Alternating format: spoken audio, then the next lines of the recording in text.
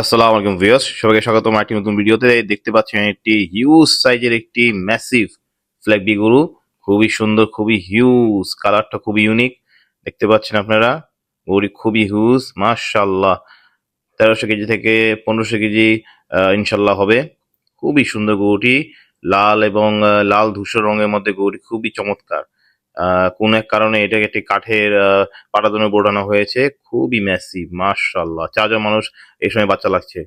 Okay, the next one, এর একটি ছোট মরিচের ঝাল বেশি, এটাই এখানে বোঝানো হয়েছে। দেখতে পাচ্ছেন গরুটি কেমন লাফালাফি করছে।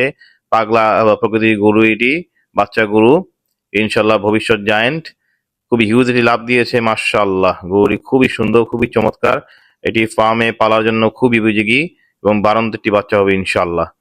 ওকে, দ্য নেক্সট ওয়ান, এটি ফ্ল্যাগবি গরু।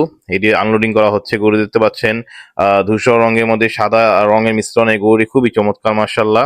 গরুটি খুব একটা ওজন এখন হয়নি, হয়তো ইনশাল্লাহ 450 কেজি থেকে 500 কেজির মধ্যে হতে পারে। খুবই সুন্দর গরুটি, খুবই ম্যাসিভ, মাশাআল্লাহ।